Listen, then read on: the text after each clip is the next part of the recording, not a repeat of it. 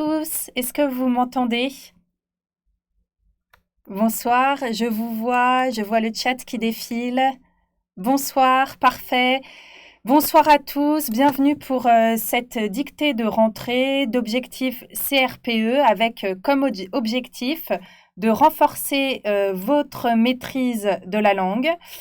Vous êtes nombreux, je vois ce soir, c'est super.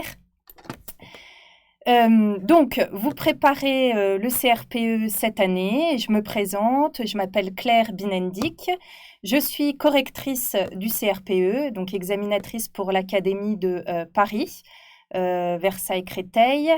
Et donc, nous allons ensemble travailler sur cette dictée. Dans le cadre d'objectifs CRPE, je propose des dictées mensuelles. Peut-être que certains d'entre vous, l'année dernière, ont déjà pu suivre ces dictées-là. Voilà.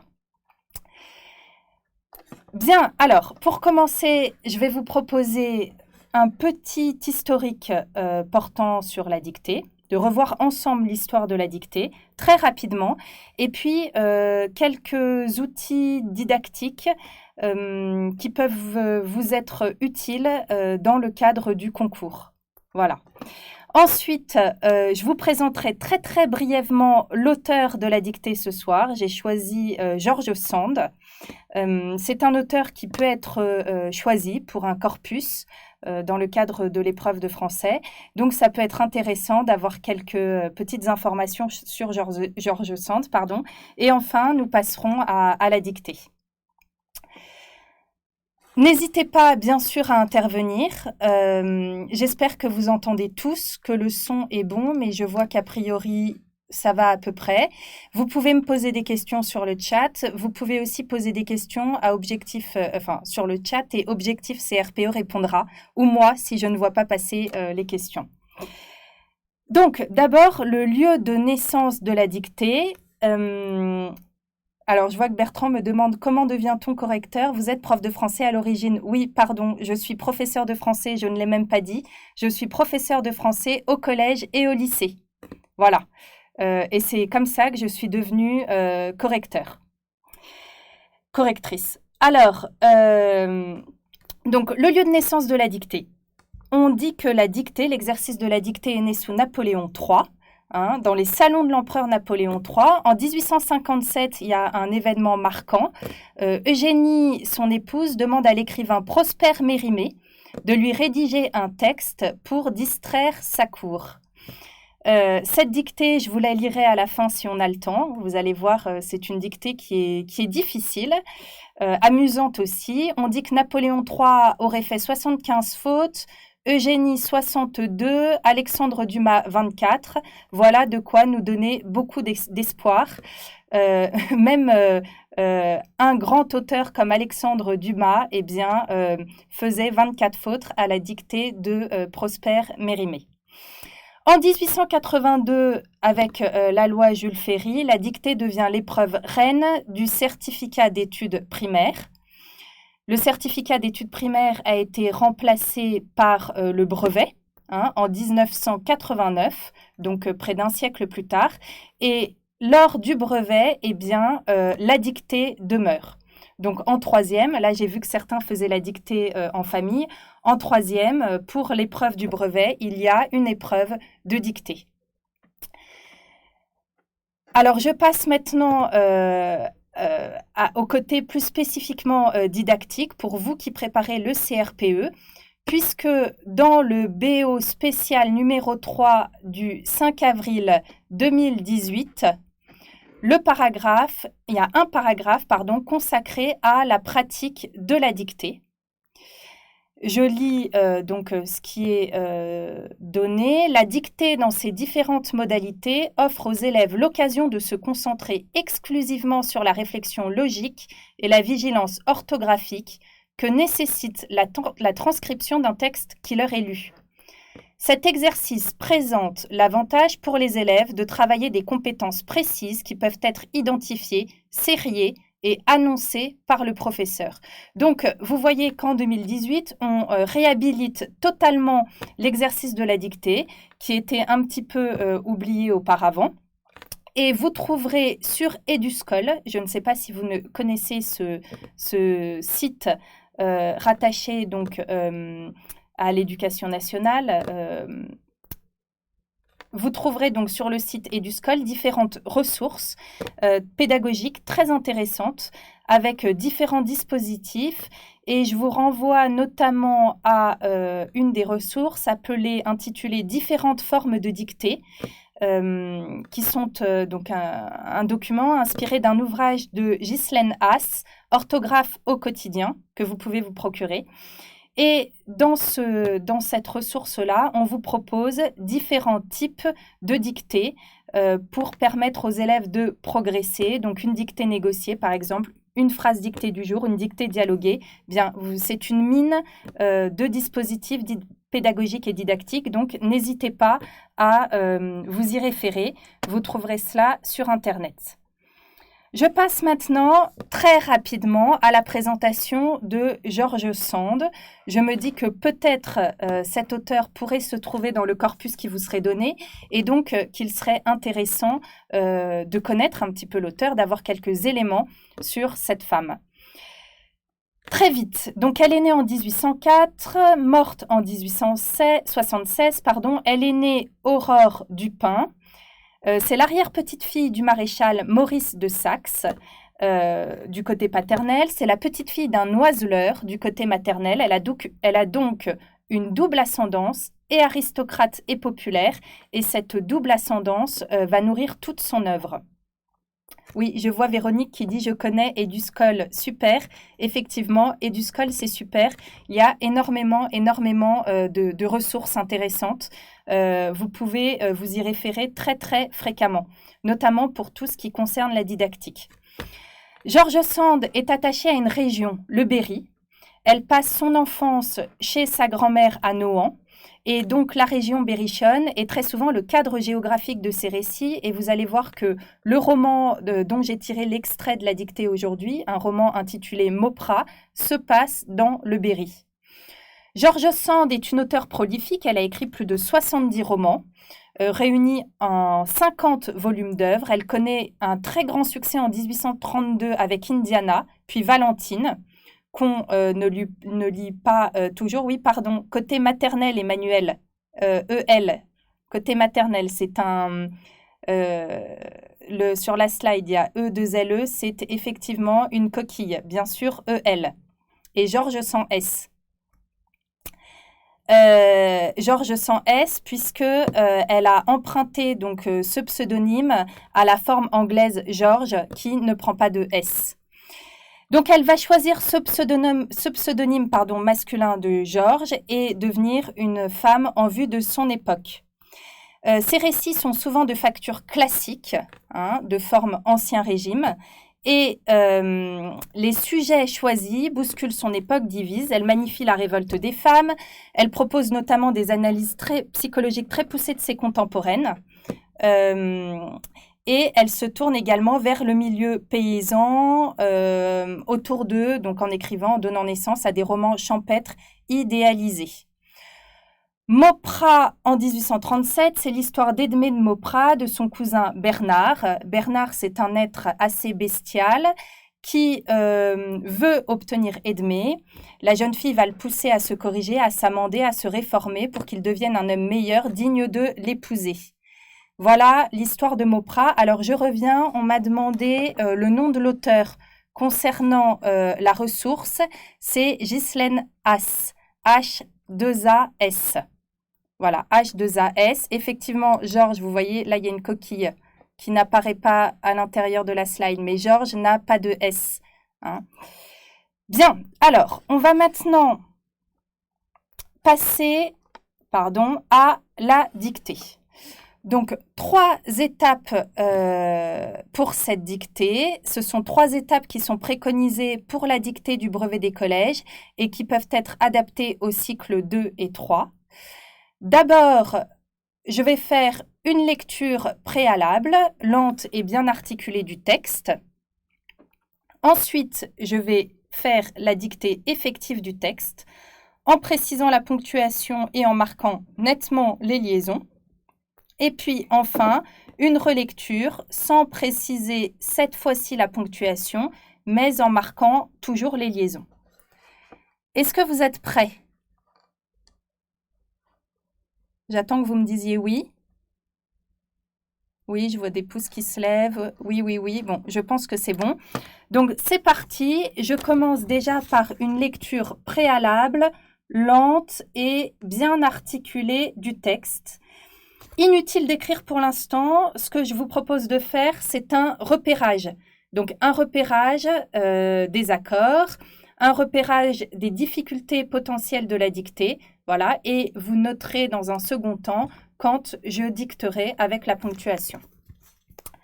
Il s'agit de l'incipit de l'œuvre, c'est-à-dire le début. Hein, le début, ça vient d'un verbe latin qui veut dire commencer. Hein, et donc, c'est ce par quoi l'œuvre débute. C'est parti. Donc, je vais lire. Certains s'inquiètent de la rapidité, du rythme de lecture, du tempo. Je vais essayer de ne pas être trop lente, ni trop rapide. Surtout trop rapide. Bien. Dans le pays qu'on appelle la Varenne, petite précision, donc la Varenne, c'est une ancienne partie du Berry organisée autour d'une commune. Dans le pays qu'on appelle la Varenne, et qui n'est qu'une vaste lande, coupée de bois de chêne et de châtaigniers, on trouve au plus fourré et au plus désert de la contrée un petit château en ruine, tapi dans un ravin, et dont on ne découvre les tourelles ébréchées qu'à environ 100 pas de la herse principale. Les arbres séculaires qui l'entourent et les roches éparses qui le dominent l'ensevelissent dans une perpétuelle obscurité, et c'est tout au plus si, en plein midi, on peut franchir le sentier abandonné qui y mène, sans se heurter contre les troncs noueux et les décombres qui l'obstruent à chaque pas. J'avoue que, moi-même, je n'ai jamais côtoyé ce ravin, la nuit, sans éprouver un certain malaise. Et je n'oserais affirmer par serment que, dans certaines nuits orageuses, je n'ai pas fait sentir l'éperon à mon cheval pour en finir plus vite avec l'impression désagréable que me causait ce voisinage. Bien. Alors Delphine dit que ça va être compliqué. Bertrand trouve qu'elle est trop longue. On peut se limiter aux 3 premiers mots. Ne vous inquiétez pas, tout va bien se passer. Et vous êtes extrêmement fort, je le sais. Donc c'est parti. Je vais maintenant je vous laisse quelques secondes pour prendre votre stylo, votre feuille. Est-ce que vous êtes prêts? Vous me dites quand vous êtes prêts et à ce moment-là, je commence la dictée.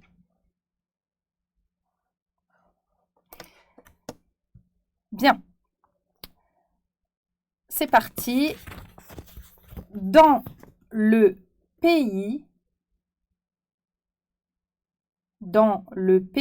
qu'on appelle la Varenne, virgule, dans le pays qu'on appelle la Varenne, virgule, et qui n'est qu'une vaste lande,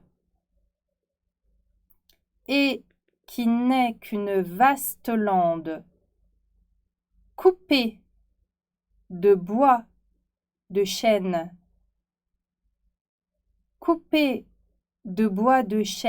et de châtaigniers, virgule,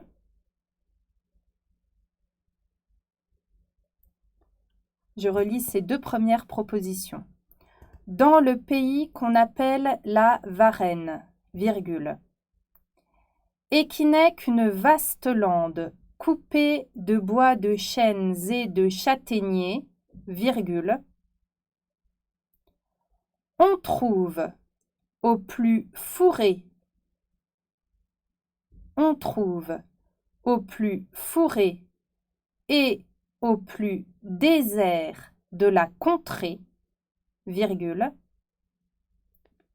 On trouve au plus fourré et au plus désert de la contrée, virgule. On trouve au plus fourré et au plus désert de la contrée, virgule, un petit château en ruine, virgule, un petit château en ruine, virgule, tapis dans un ravin, un petit château en ruine, virgule, tapis dans un ravin, et dont on ne découvre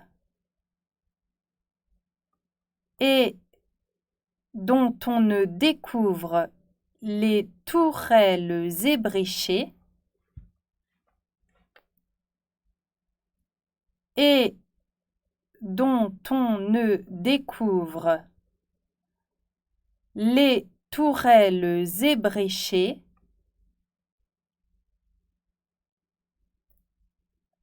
qu'à environ 100 pas de la herse principale. Je relis les deux dernières propositions. On trouve au plus fourré et au plus désert de la contrée, virgule, un petit château en ruine, virgule, tapis dans un ravin et dont on ne découvre les tourelles ébréchées qu'à environ 100 pas de la herse principale. Point. Qu'à environ 100 pas de la herse principale. Point. Les arbres séculaires. Les arbres séculaires qui l'entourent. Les arbres séculaires qui l'entourent. Les arbres séculaires qui l'entourent. Et les roches éparses qui le dominent. Les arbres séculaires qui l'entourent. Et les roches éparses qui le dominent l'ensevelissent dans une perpétuelle obscurité. Virgule. Je reprends le début de cette phrase. Les arbres séculaires qui l'entourent et les roches éparses qui le dominent l'ensevelissent dans une perpétuelle obscurité, virgule, et c'est tout au plus si, virgule, et c'est tout au plus si, virgule, en plein midi, virgule, et c'est tout au plus si, virgule, en plein midi, virgule, on peut franchir le sentier abandonné qui y mène. et c'est tout au plus si, virgule, en plein midi, virgule, on peut franchir le sentier abandonné qui y mène, virgule, sans se heurter,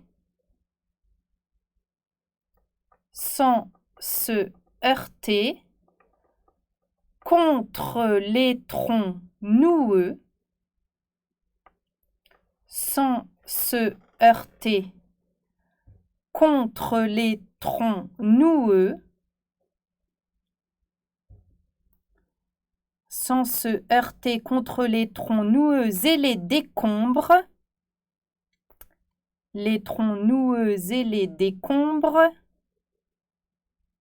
qui l'obstruent à chaque pas. Les décombres qui l'obstruent à chaque pas. Point. Je relis cette dernière proposition, ces deux dernières propositions. On peut franchir le sentier abandonné qui y mène sans se heurter contre les troncs noueux et les décombres qui l'obstruent à chaque pas. On peut franchir le sentier abandonné qui y mène, virgule, sans se heurter contre les troncs noueux et les décombres qui l'obstruent à chaque pas.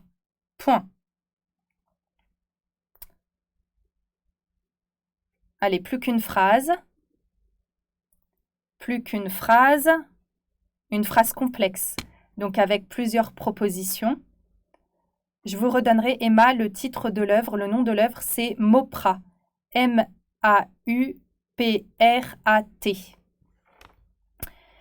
Dernière phrase. J'avoue que moi-même,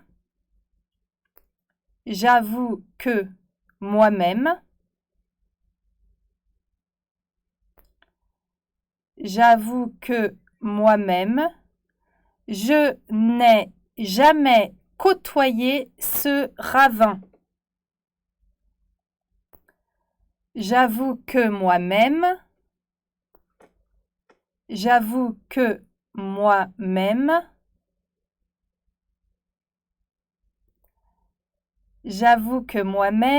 je n'ai jamais côtoyé ce ravin, virgule,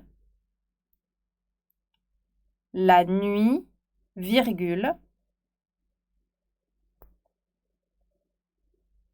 nuit, virgule, sans éprouver un certain malaise, point virgule.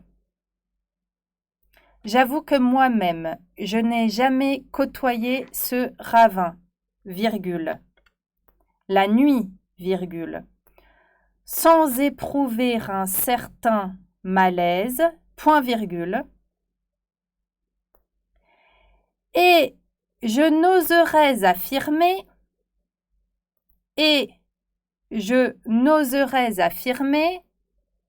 par serment,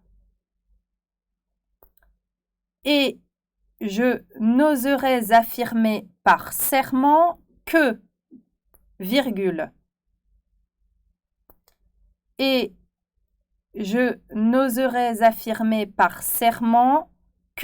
virgule, dans certaines nuits orageuses,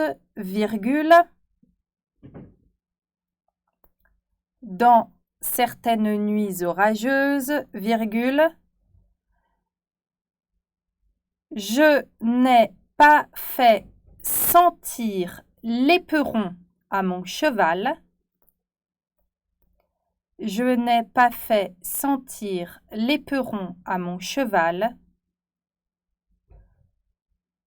Pour en finir plus vite,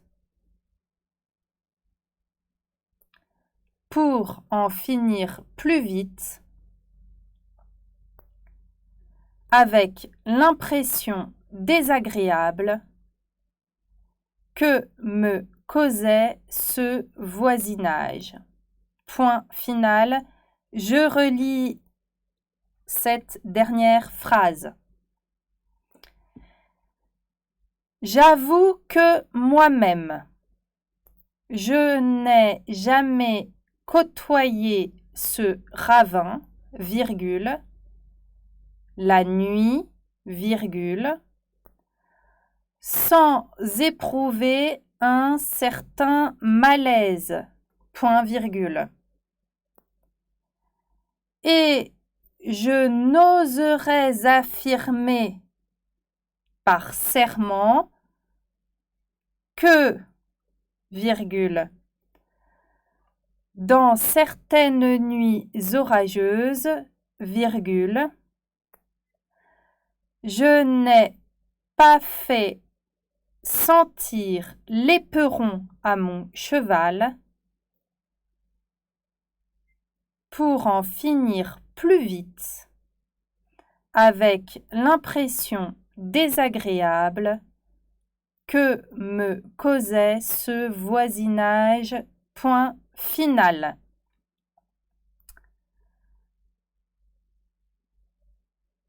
Je vois qu'il y a des coquelicots que je salue. Et puis, alors j'espère que je ne vous ai pas perdu avec cette dictée.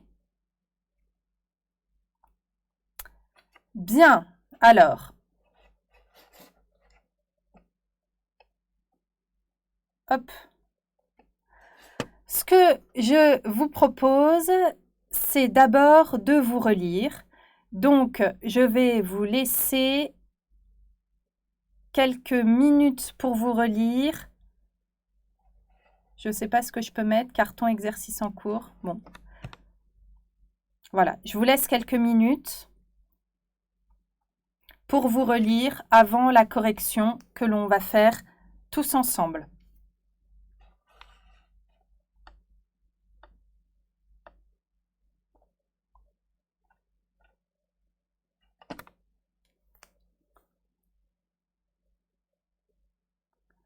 Voilà, je vous laisse quelques minutes pour vous relire, vérifier tout.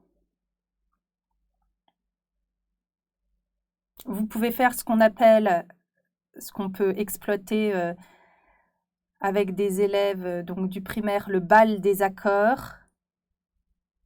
Oui, il y a une relecture totale de la dictée avec la ponctuation. Je vous laisse vous relire quelques minutes et je vais relire la dictée dans son entier.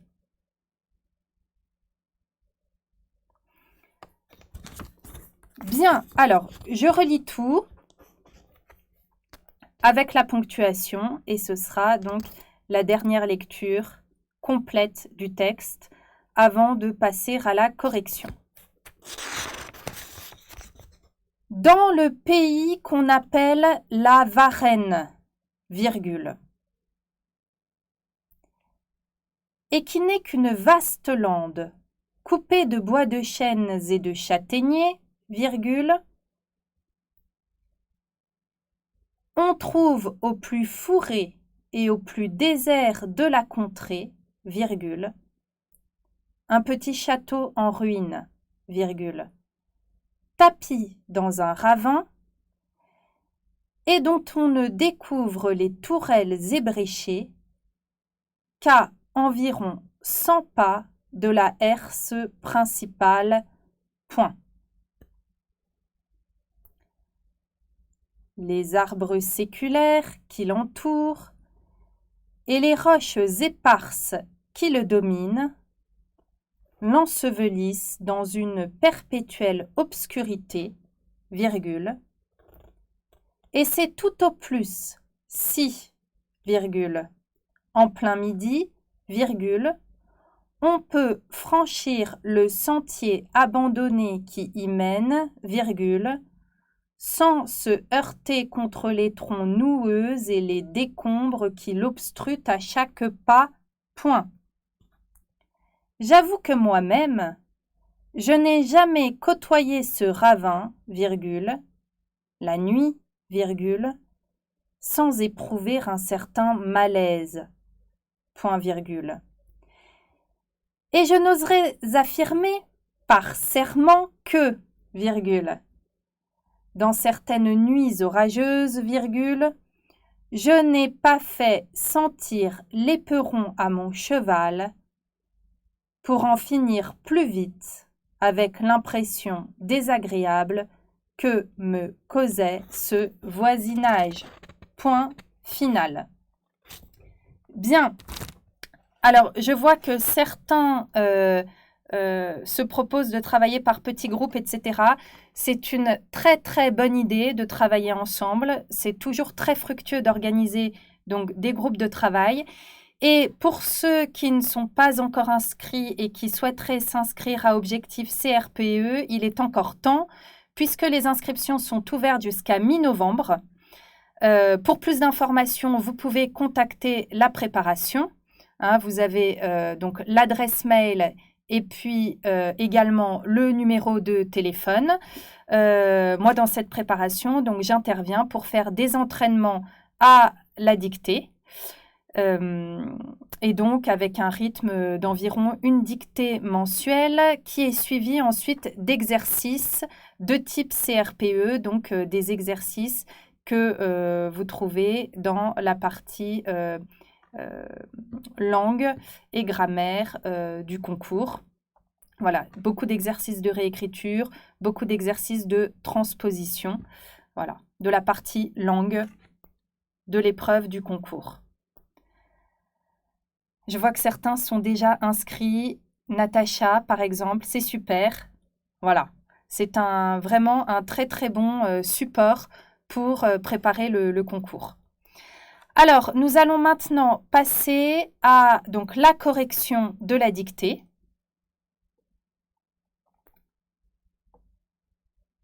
Voilà, correction de la dictée, pardon, je m'en mêle un petit peu dans mes slides. Allez, on y va. Est-ce que vous êtes prêts? Donc, on va procéder par extrait. Hein. Donc, j'ai découpé la dictée en plusieurs extraits et nous allons ensemble voir les différentes difficultés portant sur chacun de ces extraits. Alors, dans le pays qu'on appelle la Varenne et qui n'est qu'une vaste lande coupée de bois de chêne et de châtaignier, donc c'est parti, qu'est-ce qu'il fallait mettre à couper? Qu'est-ce qu'il fallait mettre à couper? Et très bien, bois de chêne et de châtaignier, il fallait mettre au pluriel un S.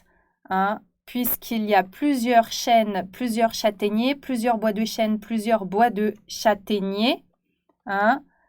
Donc, attention, voilà ce à quoi il fallait faire attention. Attention aux participes en emploi adjectival. Alors, vous aurez à la fin de cette dictée un polycopié avec une réexplication de ce qu'est le participe en emploi adjectival. Attention donc aux accords. Attention au pluriel, hein, la logique du pluriel, bien là, il y avait plusieurs arbres. Et alors, j'ai vu passer un circonflexe sur le châtaignier qui était mal placé. Le circonflexe se place sur le A. Originellement, châtaignier était prononcé en ancien français chastaignier. L'accent circonflexe est là pour marquer la présence du S et un grammairien parle d'accent du souvenir. Oui, l'accent circonflexe est obligatoire. Un grammairien parle d'accent du souvenir, ce que je trouve très beau pour évoquer l'accent circonflexe, et le fait que autrefois il y avait un S dont on aime à se souvenir. Ensuite, on trouve au plus fourré et au plus désert de la contrée. Contrée est un mot féminin et fourré, de nouveau un participe passé en emploi adjectival. C'est parti, donc fourré et avec deux R. Fourré et avec deux R. Un petit château en ruine. Tapis dans un ravin. Un petit château en ruine, tapis dans un ravin. Donc, ruine, on pouvait se poser la question du est ou pas. Hein. Je pense que plusieurs ont pu se la poser. Alors, attention, parce que c'est une vraie discussion entre les spécialistes de la langue. Il y a même un désaccord. Certains sont partisans du singulier et se rattachent à l'étymologie du singulier latin ruina, qui signifie la chute, l'écroulement, la catastrophe. D'autres se rattachent au pluriel ruinae, les restes, les décombres d'un édifice. Hein, et du coup, préfèrent mettre un S. L'Académie française, vous pouvez souvent aller sur le site de l'Académie. Hein. L'Académie française note en ruine, donc au singulier, ou moins bien, donc elle considère que c'est moins bien, en ruine. Alors Sand, manifestement, fait le choix du moins bien, puisqu'elle fait le choix du pluriel. Voilà. Sand fait le choix du pluriel, mais si vous avez mis un singulier, eh bien, je pense que ce n'est pas une erreur majeure, en tout cas, puisque les deux sont possibles. Alors, un petit château en ruine, tapis. Hein, c'est le verbe se tapir. Ici, on a un participe en i, un participe passé qui s'accorde avec le nom château qui est masculin. Donc, tapis, i.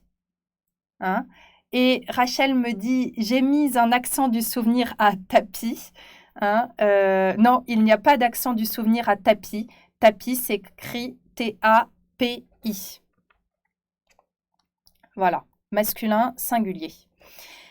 Donc, et dont on ne découvre les tourelles. Je vois que certains dans le chat tout à l'heure avaient un doute sur tourelle. Eh bien, c'est tour suivi du suffixe e de le, tourelle, on met au masculin. Et bréché, eh bien là, on accorde le participe avec le féminin. Hein, on accorde le participe avec le féminin, donc EES, qu'à environ 100 pas de la herse principale. Erreur possible, eh bien, c'était de ne pas considérer que 100 est un variable ici. Hein. Donc, l'adjectif numéral cardinal 100 hein, ne porte pas de S, seulement, il porte un S seulement quand il est multiplié, sauf s'il est suivi d'un autre numéral. Je vous invite à revoir ce point s'il n'est pas clair pour vous dans le polycopier que vous aurez à la fin de la dictée. Ers vient du latin irpex, et c'est la raison pour laquelle il y a un H. Hein. Oui, et Rachel, je vois, Rachel aime énormément l'accent du souvenir puisqu'elle en met partout. Non, il n'y en a pas partout, Rachel, même si ce serait extrêmement poétique. Bien, ensuite, nous passons à... Non, pas d'accent circonflexe. Nous passons maintenant à l'extrait numéro 2 de la dictée. Extrait numéro 2 de la dictée. Allez. Les arbres séculaires. Séculaire, il n'était pas forcément facile à écrire. Qui l'entourent et les roches éparses qui le dominent l'ensevelissent dans une perpétuelle obscurité. Alors, c'est parti. Pourquoi je fais mal la dictée? Bien. Alors, ah non, c'est la dictée qui fait mal. Bon. Alors, c'est parti, on y va. Les arbres séculaires. Hein, un adjectif qui est issu du nom commun siècle. Qui l'entoure? Eh bien, le sujet ici, c'est les arbres.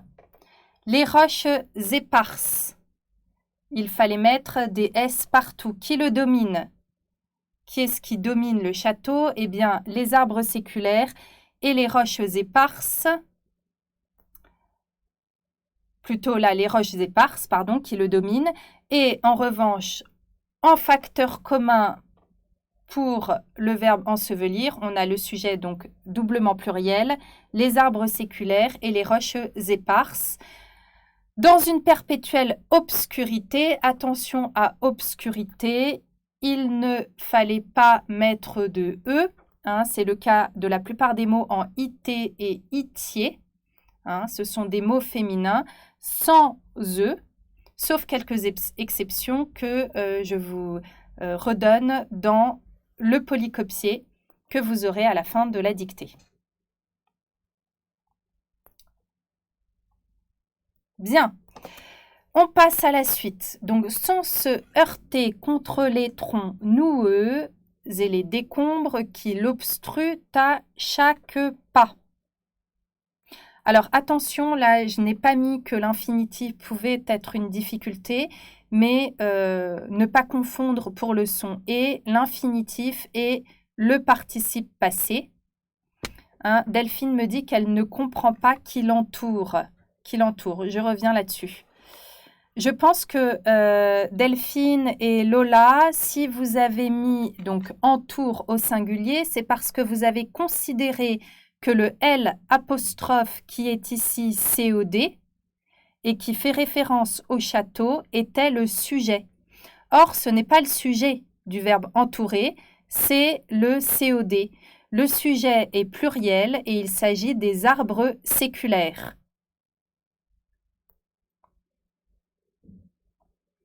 Ah oui, et il manque une phrase, effectivement. Intéressant. Alors. Et c'est tout au plus. Il manque et c'est tout au plus. Si, en plein midi. Alors là, pas de difficulté majeure. En plein midi, plein P-L-E-I-N. Midi, M-I-D-I. On peut, hein, le verbe peut, P-E-U-T. Franchir, le verbe est à l'infinitif. On peut franchir. Le sentier abandonné et qui y mène. M-E accent grave N-E. Voilà. Et là, du coup, je reprends, après le passage qui me manquait, la suite. Sans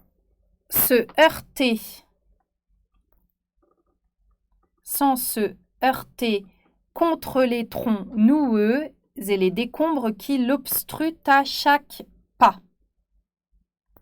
Donc, sans se heurter, ER, contre les troncs. Alors, attention. Contre les troncs noueux. Alors, tronc, on n'oublie pas le C. Noueux, ça vient du latin nodus, le nœud. Il ne faut pas oublier, donc, on a OU pour le son OU et le son E. Hein, le son E est noté par la graphie EUX.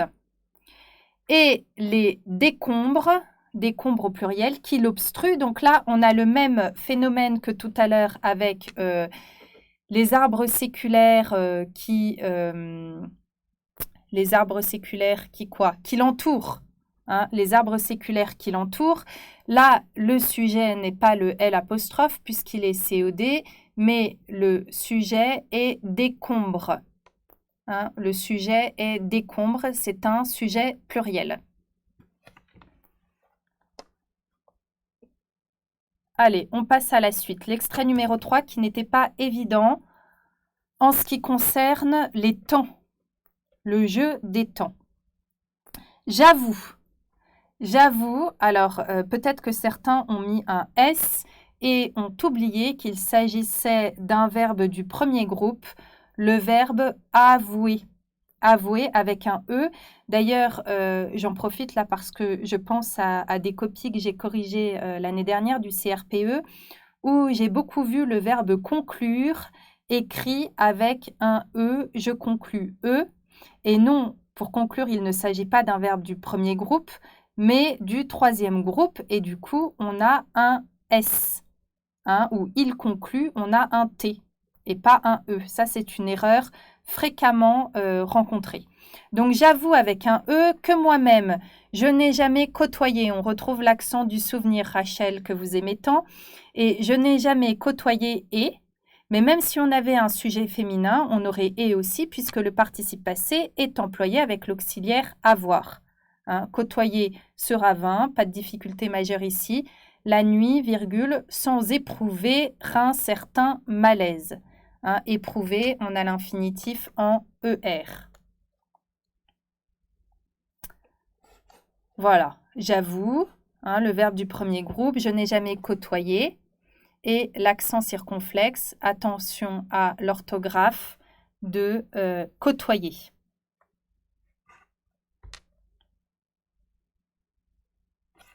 Bien. Et ensuite, ah oui, je vois que Delphine me dit toutes mes fautes sont des accents et c'est vrai que vous verrez que les erreurs, beaucoup d'erreurs de vos élèves consisteront également en des accents.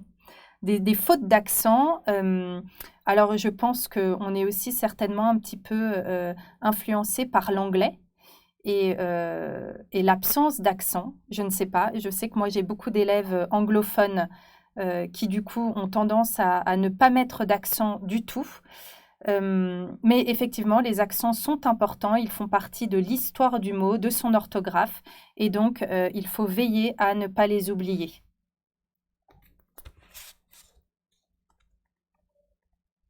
Bien, et on passe maintenant à la dernière partie. Oui, c'est vrai. Pardon, c'est vrai Bertrand, j'ai dit faute. La faute est morale. C'est vrai, erreur. C'est vrai que la faute est morale. Ce ne sont que des erreurs et non des fautes. Ce ne sont que des erreurs et non des fautes, mais vous savez, j'ai un petit côté école de la Troisième République, donc je sais pas, je dois être dans une forme de... Voilà, mais c'est très bien, oui, pas de faute, des erreurs. Donc, et je n'oserais affirmer, donc je n'oserais, on a ici inconditionnel, j'avais fait la liaison, un inconditionnel qui est un conditionnel marquant l'information incertaine, le doute. C'est une des valeurs du conditionnel. Affirmer, eh bien là, ER.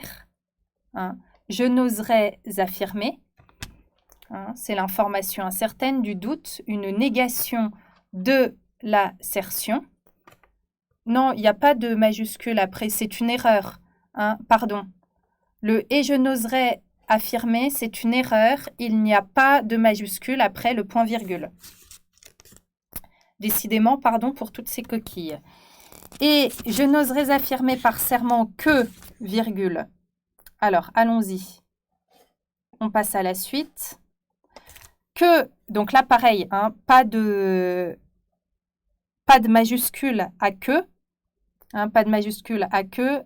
Effectivement, la majuscule a été mise automatiquement parce qu'on était en début on était en début de paragraphe. Donc, que, virgule. Dans certaines nuits orageuses. Donc là, on accorde tout. Hein, pluriel, certaines nuits orageuses. Alors, attention, là, c'était dur. Je n'ai pas fait sentir l'éperon à mon cheval. Alors, ce qui m'intéresse, c'est la terminaison ici. Alors, Agnès me dit AI. Et en fait, George Sand écrit A-I-E. Alors, ouais, Alix, bravo. A-I-E, Anne-Laure, bravo aussi. Hein, que dans certaines nuits orageuses, je n'ai pas fait sentir l'éperon à mon cheval. Donc, il s'agit ici d'un subjonctif passé. D'un subjonctif passé. Pourquoi? Parce que la réalisation de l'action exprimée est mise en doute. Hein, je vous explique mieux tout ça dans le polycopier, mais dans la mesure où l'action est mise en doute avec le conditionnel et dans le sens même de la phrase, hein, eh bien, on a un subjonctif. C'est une des valeurs du mode subjonctif, c'est de remettre en doute le procès, à la différence de l'indicatif sur lequel il n'y a où le procès est pleinement réalisé, appartient à quelque chose de réalisé. Bien, et me causait, eh bien, a été, c'est de l'imparfait. Oui, c'est ça. Il y a un doute. Très bien. Je vois que certains ont bien compris l'emploi ici du subjonctif passé. Bien, alors dites-moi un petit peu combien d'erreurs, et pas de fautes, pardon. Vous avez combien d'erreurs ont été faites? 9 fautes, 3 fautes, c'est bien. 9 fautes, pardon, je redis fautes, c'est pas possible décidément. 6 erreurs, 6 erreurs, 2 erreurs, 6 erreurs. Bon, mais c'est pas mal. 3 erreurs dont un accent.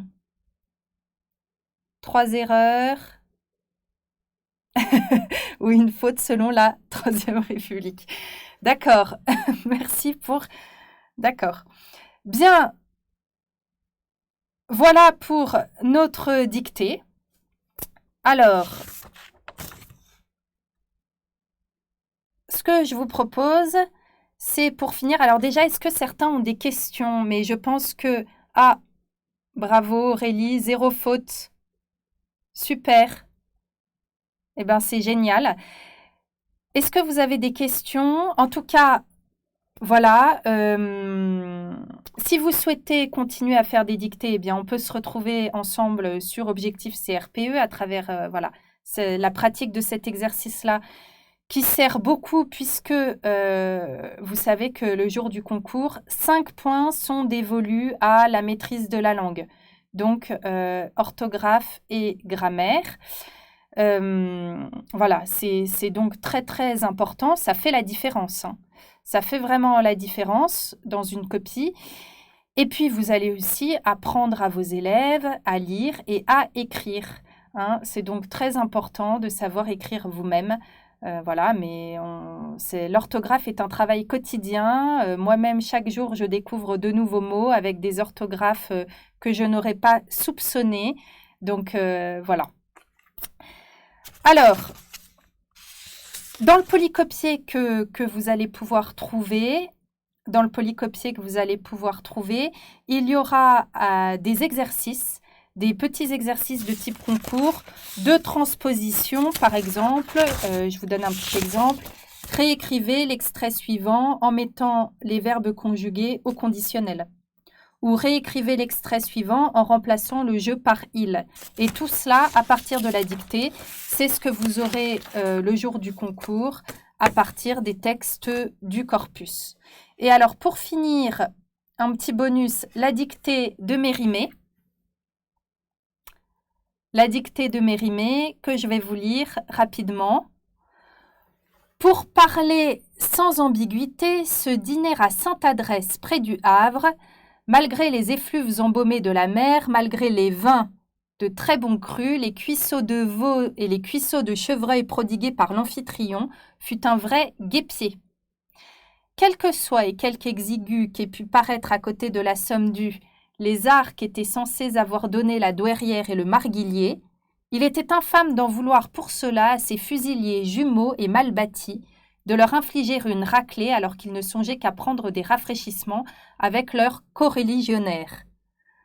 Quoi qu'il en soit, c'est bien à tort que la douairière, par un contresens exorbitant, s'est laissée entraîner à prendre un râteau et qu'elle s'est crue obligée de frapper l'exigeant marguillier sur son omoplate vieilli.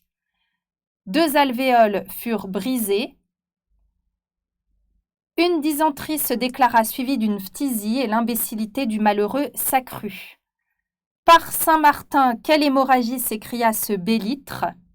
À cet événement, saisissant son goupillon, ridicule excédent de bagages, il la poursuivit dans l'église tout entière. Safia me dit, elle est extra dure, celle que vous lisez. Effectivement, c'est une dictée absolument atroce. Voilà. Ah, vous l'avez faite avec Benjamin en plus. Eh bien, ça devait être catastrophique. Voilà. Bon, mais c'est dur, hein, très très dur, très bon entraînement. très très bon entraînement. Bien, je vous souhaite à tous une très bonne soirée. J'espère que cette dictée a pu vous aider et puis vous donner envie de refaire cet exercice, de faire très attention à la maîtrise de la langue. Et puis, je vous dis, je l'espère, à bientôt. Voilà, au revoir à tous.